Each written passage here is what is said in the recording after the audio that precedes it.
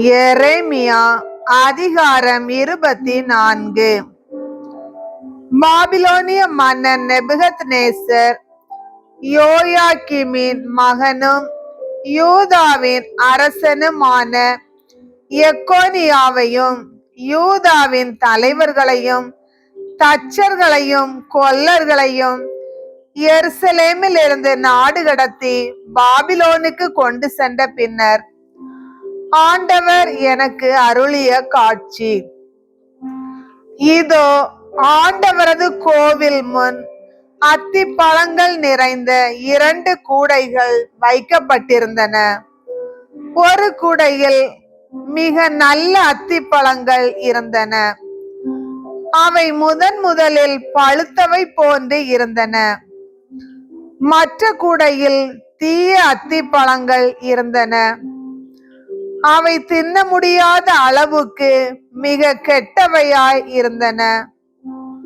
அப்போது ஆண்டவர் என்னை பார்த்து, எரேமியா, நீ காண்பது என்ன என்று கேட்டார்.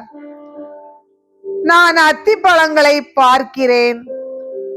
நல்லவை மிக நல்லவையாகவும் தீயவை தின்ன முடியாத அளவுக்கு மிக கெட்டவையாகவும் இருக்கின்றன என்றேன். ஆண்டவரின் வாக்கு எனக்கு மீண்டும் அருளப்பட்டது.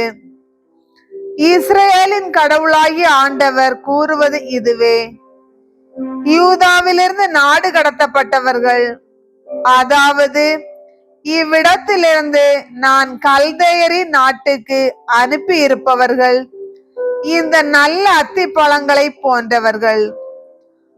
அவர்களை நான் நல்லவர்களாக கருதுகிறேன்.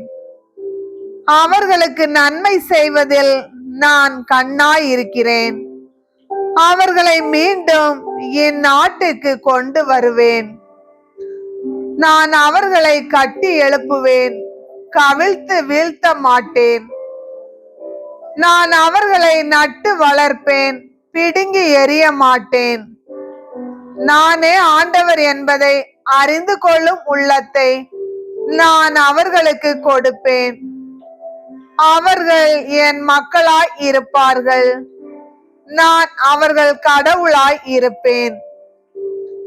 ஏனெனில் அவர்கள் தங்கள் முழு உள்ளத்தோடு என்னிடம் திரும்பி வருவார்கள். ஆண்டவர் கூறுவது இதுவே: யூதா அரசன் செதேக்கியாவையும் அவர் தலைவர்களையும் இந்நாட்டில் விடப்பட்டுள்ள எருசலேமின் எஞ்சியோரையும் எகிப்து நாட்டில் வாழ்வோரையும் தின்ன முடியாத அளவுக்கு தீயவையாய் இருந்த அத்தி பழங்களை போன்று நடத்துவேன். உலகின் அரசுகள் அனைத்துக்கும் அவர்கள் திகிலின் சின்னமாக அமைவார்கள். நான் அவர்களை துரத்தி அடிக்கும் இடங்களில் எல்லாம் அவர்கள் வசை சொல்லுக்கும் ஏளனத்துக்கும் பழிப்புரைக்கும் சாபத்துக்கும் ஆளாவார்கள்.